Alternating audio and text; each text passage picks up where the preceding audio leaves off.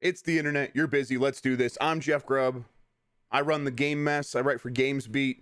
I'm pretty tired still. Just woke up. But I did say I would do a show at this time yesterday. And I figured, hey, let's do it. This is a special show. It's a Thursday show. But it's this time of year, right? It's E3. Stuff's happening. There's going to be plenty to talk about. Where should we start? Do we start with... Because let's just, let's start with, I don't know what Nintendo's going to do. Yesterday, Nintendo finally confirmed its E3 plans. That meant a 40-minute show about software during E3 proper. And I put that on the list there. It's June 15th at 9 a.m. Pacific time.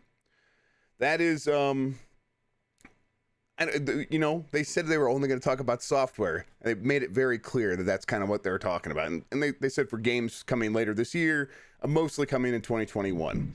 To me, that probably means also that Zelda is 2022, and that's why they said it that way. But we'll find out. I don't know. The thing that we are all waiting for is the Switch Pro, right? I don't know if they're going to do it today. A few people have suggested it's going to happen before E3. Some other people said it's going to happen today. And I am still hopeful that it will. But in terms of whether or not it does, I don't know. And I'm trying to, I want to give reasons to have hope, and I want to give reasons for why we should be hesitant. But really, I don't want to imply that anything I'm about to say about that should be taken as, oh, this is what Nintendo's going to do. Again, I don't know. Honestly, I just started this. We should make sure that, I started this on the hour. We should make that Nintendo didn't put a tweet out on the hour like it normally does, and it doesn't look like it did. But that doesn't mean it's not going to happen. If it happens today, I still think it'll happen in the evening time. It is pretty... they've been doing that for some big news recently, and I think because they want to time it for Japan and America and sort of leave Europe out of it, which is a bummer, but I think that's the way they've been doing it recently. I guess we'll see. My thing here is that I think that there is too much smoke for there not to be a fire. And the people who are talking about this, like Emily Rogers and Takeshi Mochizuki, I think that's how you say his name. I'm sorry, Mochizuki. Both of them, there's no way they have the same source. I don't think it's not like they were both deliberately misled. I don't think that's the case here. So I think there's a good chance that we're still going to hear about this before E3. Next week seems, I guess next week could work, right? So if it's not today, next week could work. But next week is because next week's a full work week. This is a shorter week, but next week is pretty close to E3, and other E3 stuff will be happening. Other companies don't have a lot going on. Nintendo did already make an announcement this week about what it's doing with E3, so clearly it's comfortable speaking to that sort of stuff right now. I guess the question is, then why is the E3 show only software if they're going to have new hardware to talk about? I think that there's a good chance that they announced the hardware in some sort of trailer with a blog post or whatever now, and then they don't talk about it again too much. They don't talk about it at E3. They might mention it at E3 and say these games are we're going to support the features or whatever, and that seems to be the biggest reason why you would do this now before E3, so that games that are supporting that can talk about that. And then you do another big blowout. You do a Nintendo Direct later this year dedicated to the hardware, where a month out you say, hey, now's the time to really get in there and buy one of these. I caught it. And then you take it from there. But E3, they have not really talked about hardware a lot at E3 in the recent years. So Switch Lite and even the Switch back in 2017, they had a dedicated show in March, I think it was. They had a trailer in December, a show in March is when they released it. So then they had a show maybe in January or something like that, and then they released it in March. And then the E3 that was before that in 2016, we knew the Switch existed, but they didn't really talk about it. They focused on the games. So yes. my hunch here is that we do still see it before E3, but that's not me saying it's going to happen. That's not me basing on any sourcing. And really, it's me kind of pulling for people that I follow and read their stuff and listen to their podcast, and hoping that they have accurate information and that they aren't stressing out too much. Because I know this dance right now. I remember back in March of last year when I said that Nintendo Direct was going to happen, and then Nintendo went all day and they didn't say anything about it the day before, and I was seriously having stomach pains because it's very stressful to say something like that's going to happen and have people get their hopes up based on what you're saying, and then it seems like nothing's going to happen. And I committed to it. I said, no, it's still going to happen tomorrow. And it was very nice when it did end up happening. It was a mini, of course, a direct mini, but I can't win them all, right? Yeah, and then but it's very stressful. So if anyone's going through that right now, more than anything, I just sympathize with them and hope they're doing okay, and hope that Nintendo does come out and we can all, because that's what we don't like. I don't want those people to be wrong, because I want to see this stuff and I don't want them to be stressing. Reismer Media says, Jeffrey, take care of that tum-tum, baby. BB. Yes, I will. Okay. The other thing. I can't believe I'm going to do this, but let's talk about Elden Ring. Okay. Let me see. I thought all day yesterday about how I would talk about Elden Ring. Because I don't want to like sweep out the legs from underneath someone else who did the work to like get this to happen. But I will say that I do think Keighley is teasing it this time for real. And I do think, and the reason I think that it's not like circumstantial evidence. I'm not saying this based on, oh, Omni seems confident and other people seem confident, so I'm gonna, get in there and ride their backs. And like, I was on our Elden Ring yesterday looking around, and because I was saying like I was I'm optimistic about Elden Ring again, and people are like, oh, Jeff just wanting attention, and of course I just want attention. That's the job. Really, I can't control it if you give me attention or not. So if that bothers you, I would suggest just don't give me attention, and it works itself out, right? But if you want to know why I'm confident, let's talk about that.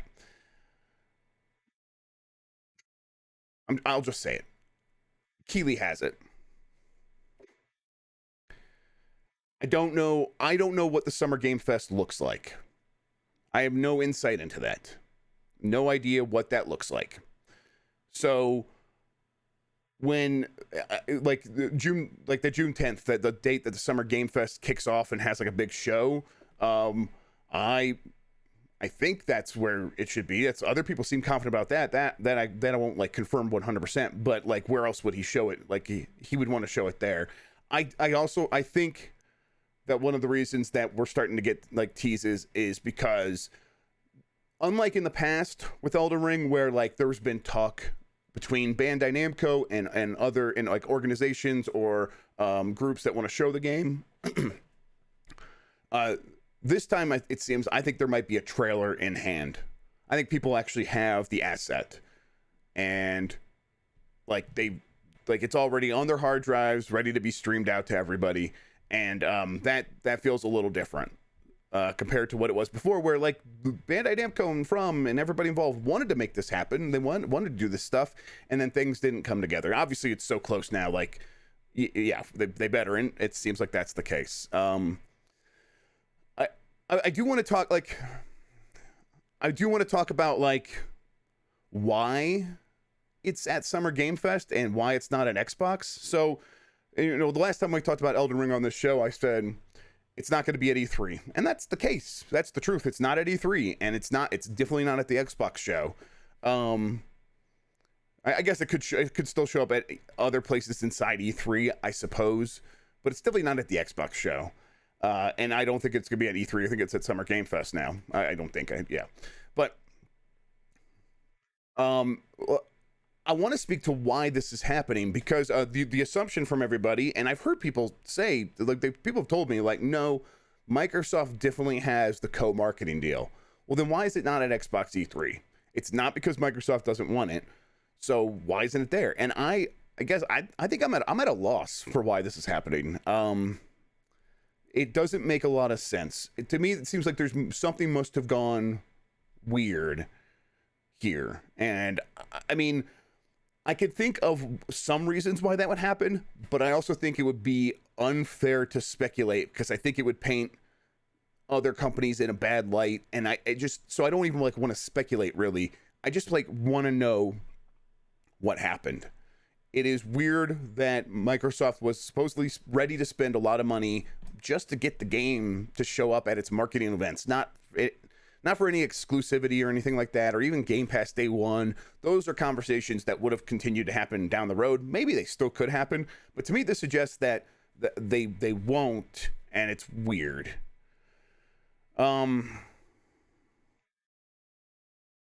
Yeah. I'll keep looking into it, but I'll just be, I have no idea. I'm at a loss. It's a weird one. And anything I would speculate on, I do think it would be weird, or it would be unfair to the companies involved, because, there's no guarantee that any of this stuff is happening in the way I think it might be happening. And so I don't even want to like create the possibility for someone to take that stuff out of context. All right. Those are the big things I wanted to talk about. I just say that, I think Elden Ring fans are at the end of the line. And in terms of just wanting attention, if that were the case, I wish like the traffic from Elden Ring fans would be like even a fraction of what it is from Mass Effect. I remember when I talked about Mass Effect, all the numbers went up much higher than it has ever gone up with Elden Ring. You guys are very passionate, absolutely, but you're not like this massive audience that moves the needle in this way. So basically I'm saying that, so I'm not doing this just to get your attention, not just. It's definitely part of the job, like I said. Mostly, I just want to be as forthright, and I just want to do this for you. I write when I do my writing on GamesBeat. I write for the reader, and everything seems to work out well when I do that. I don't write for the game companies. I don't write for the PR people. I don't write for the advertisers, whatever. I don't even know who the advertisers are on the site. I just write for the reader and try to do my best for them. And that's what I'm doing here as well, where I'm like, people are watching the show. They want to know what's going on. And I think if I put myself in their shoes and try to speak to them in the way that they want to be spoken to, and share with them the stuff that I feel like they would want to know if it was possible for me to share, things should work out. And that's what I'm doing here. So yeah. All right.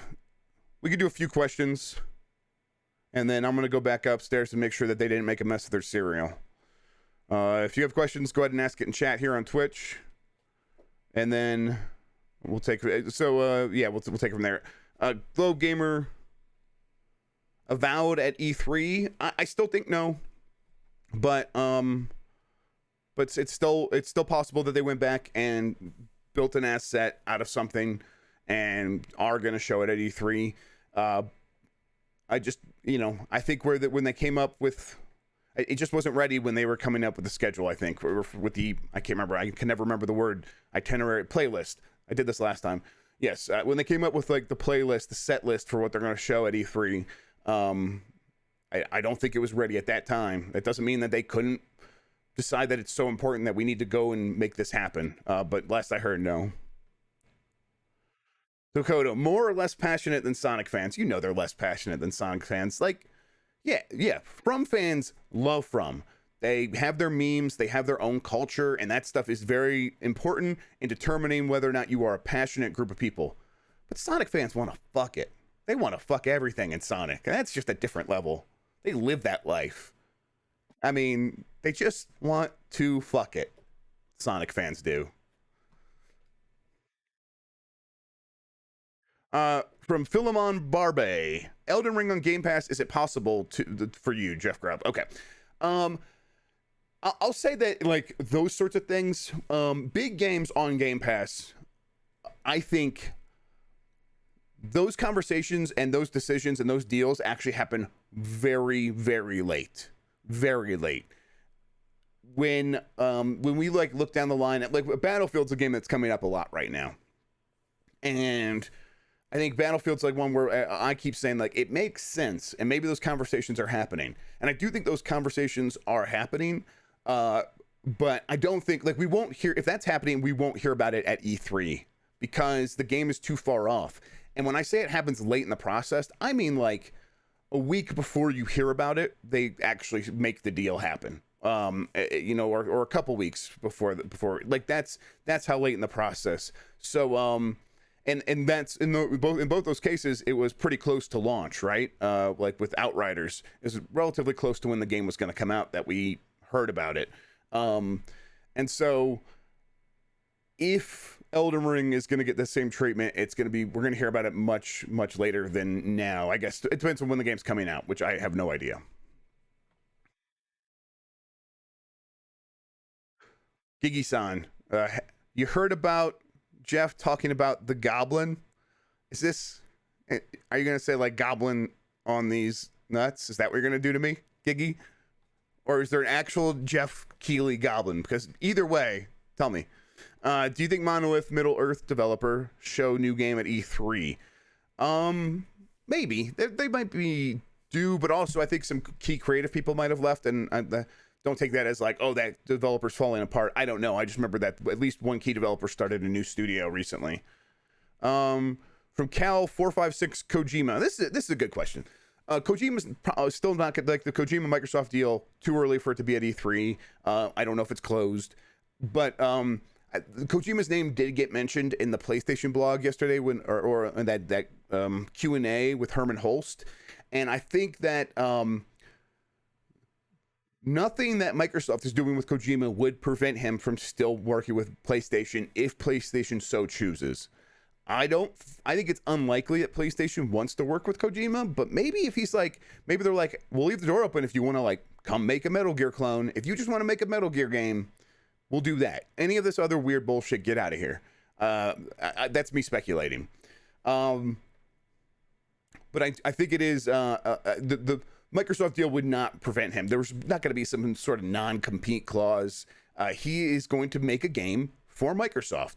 And then if someone else wants to make another game with Kojima Productions, well, as long as nothing he does violates the agreement that he has with Microsoft in terms of committing so many resources to getting that job done, then he'll be fine. He could still work with PlayStation. I've never said anything to oppose that, other than I think, my guess is Sony. The reason this is happening is because Sony doesn't want to do these deals with him.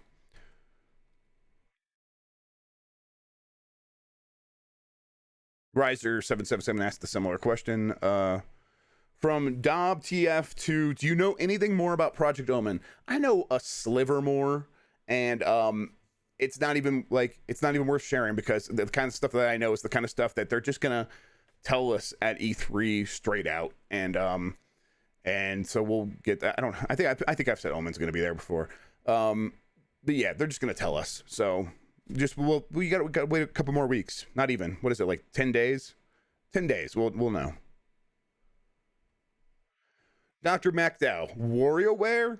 Yes. There was like a story going around that Nintendo was asking fans if you'd be willing to spend $50 on the next WarioWare, and here's the deal. If you want to drive me out of this industry, if you don't like me, if you're like, that attention whore needs to get kicked to the curb and we should never even speak his name again, you go and you answer no to that question. You tell Nintendo never make another WarioWare, because if that happens, I'm out of here. God damn you all, if that happens. I really love WarioWare quite a lot. It's definitely a game series that I've always loved, and yeah, I hope they make more of it. All right, the recording timer here says 20 minutes already, so that's more than I thought I would go. Let's do some bonuses, and I'll wait and see if anyone freaks out up there. From ATAF Uncle, The Outer Worlds 2 at E3. We'll see. Ricky Jedi, anything from PlayStation this month?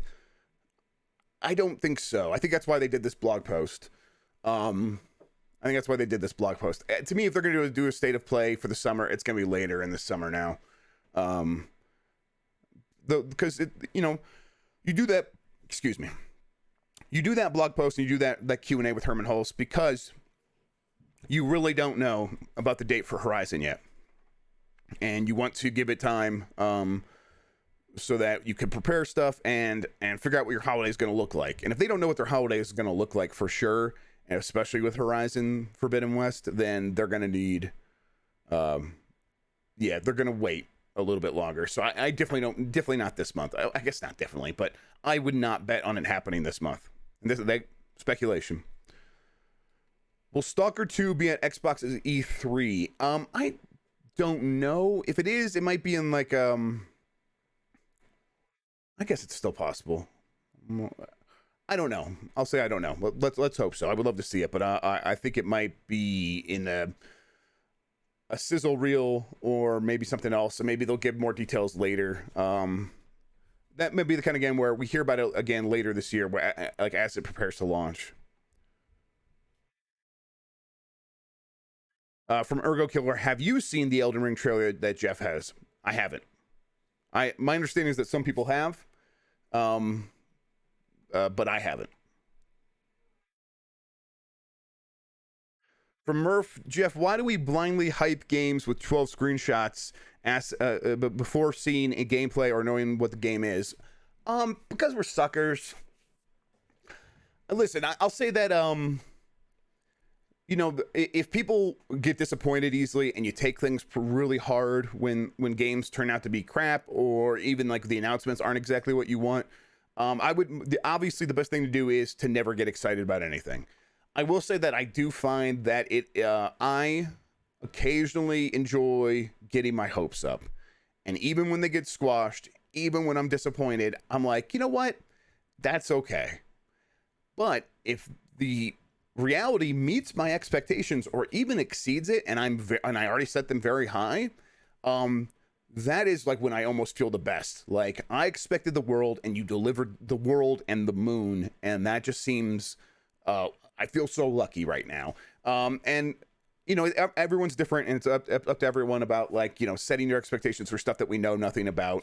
I just would say, definitely stop at the level of you are going to get involved in someone else's relationship with that game. If you're going to tell them, hey, don't get excited, or hey, don't even say anything bad about this game that neither of us know anything about, so that I don't feel bad about getting excited about it before I've even had the chance to play it. Like, if you're going to be someone who's like that, that's an issue, and that's like a behavioral issue with the way you interact with other human beings as opposed to the way you interact with a product.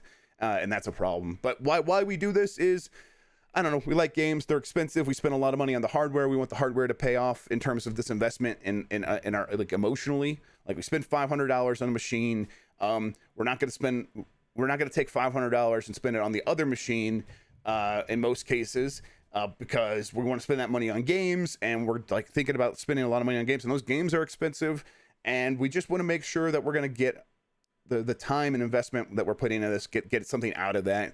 And that can lead to a lot of FOMO issues, and making sure that you or the hope that these games will actually pay off.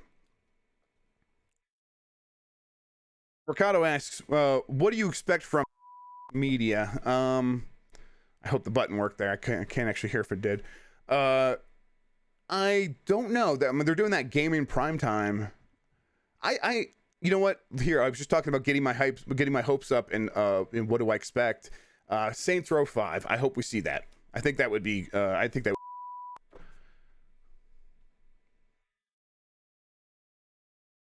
From Chicken Wings, what would be your biggest get hype moment if it were to happen? If Nintendo has a really great show and shows everything, and like promises like a really great rest of this year and a good 2022, and that would be like, we do get Metroid Prime 4 sooner than we thought, and we do get Breath of the Wild 2 this year, and there is new hardware, and it's coming out alongside Breath of the Wild 2, and it looks fantastic. It has an OLED screen, and then on top of that, we are doing a new WarioWare, and we are bringing back Advance Wars, and here's a Golden Sun and stuff like that. Would be like, oh my god, my mind's being blown right now. I would be standing up in my chair screaming and being one of those internet reaction guys. Definitely. I'm a big Nintendo fan, and that's what it would be. I think outside of that, like Saints Row 5 would be great. But I think I have a pretty good idea of what's going to happen elsewhere, and so I'm not like and everything seems pretty good.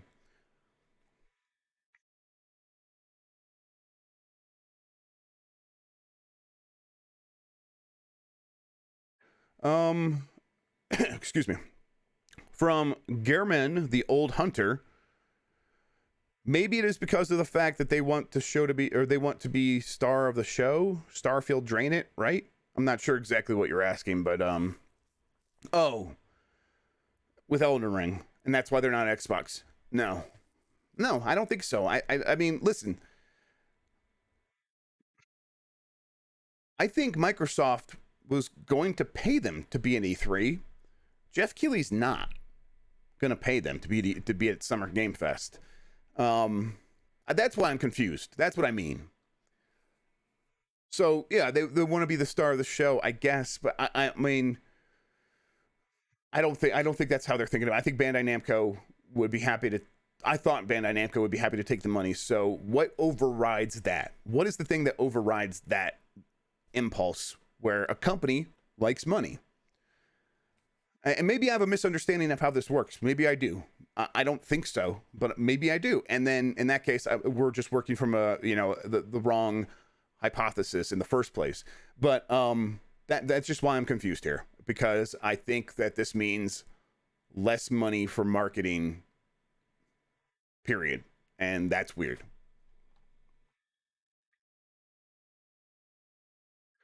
CPS2 asks, any chance for Dragon's Dogma 2 at E3? I think there's a strong chance. We know that because of that hack that's coming in 2022, right? That's one of the games that was scheduled for 2022. So it's not for this holiday, and that was, the hack is kind of old at this point. So that's the kind of thing that maybe got pushed into 2023 already.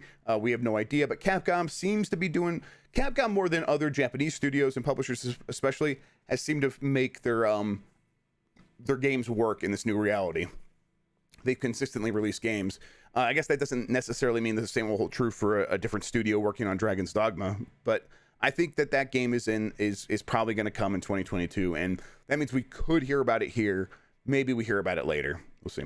Thank you everybody so much for the hype train and all the support. There was let's see here. Beaker BKR with the Prime sub. Way too many napkins.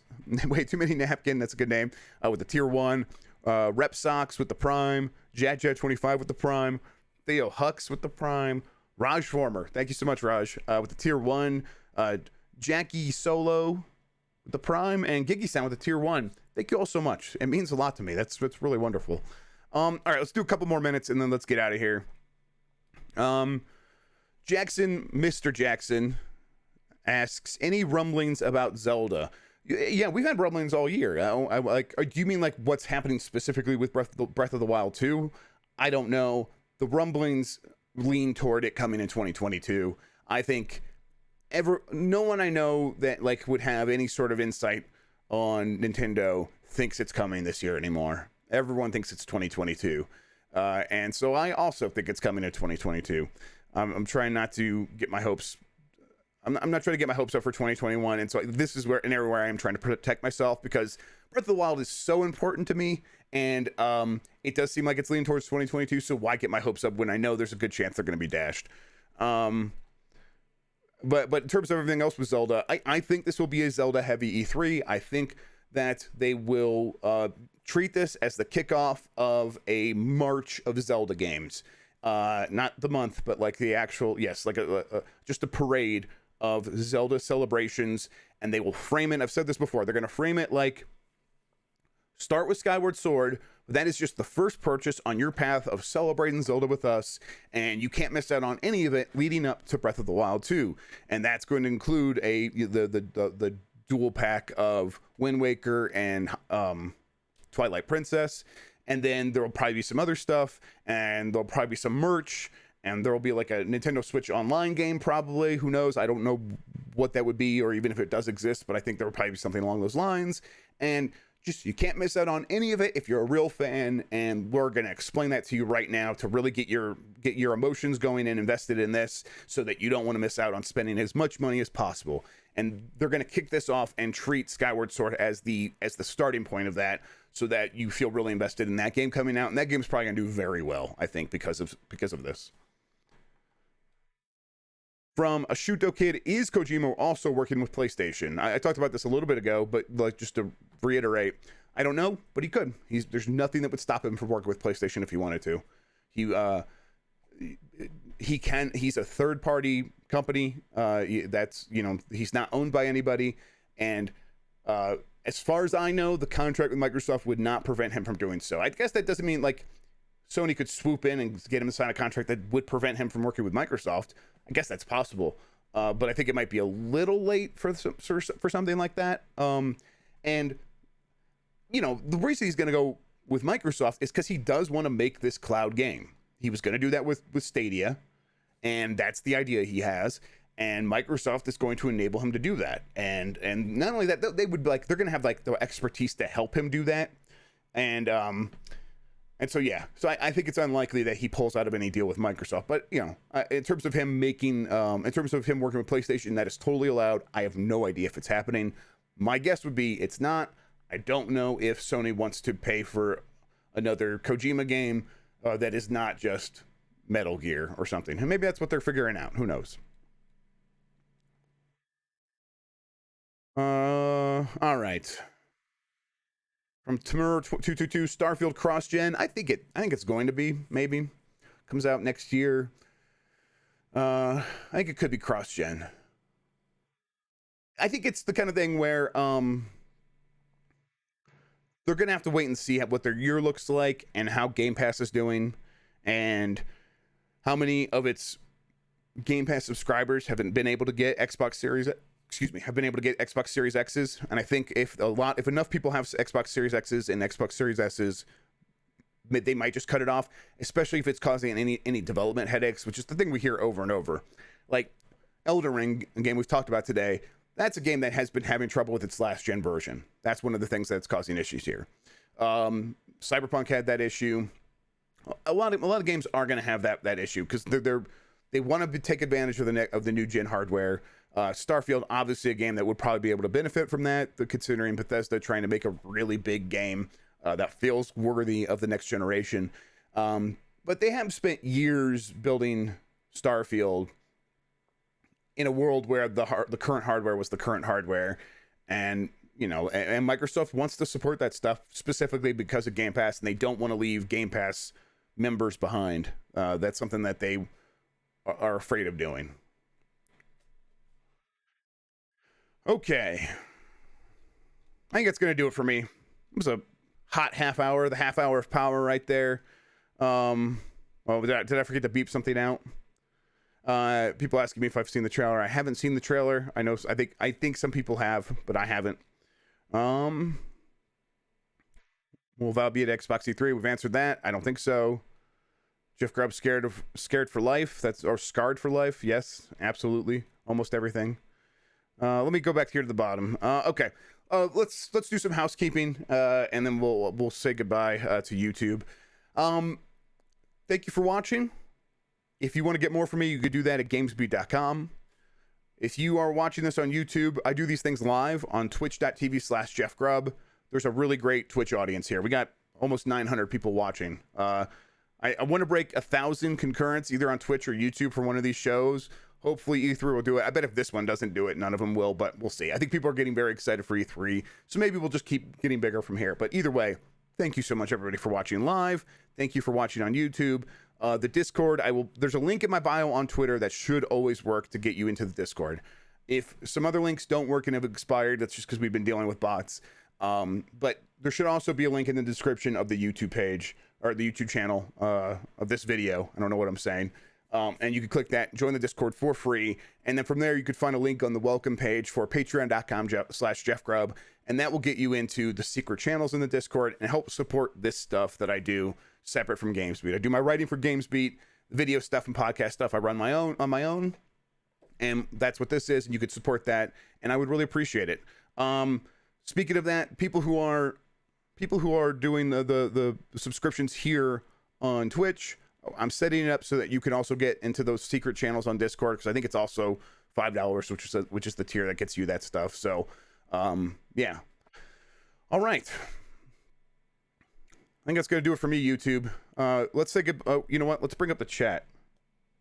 Chat, go ahead and say goodbye to YouTube, and we'll do a little bit more here, and then we'll get out of here. Thank you so much for watching. Until next time, have a good one. Take care of yourself, and goodbye.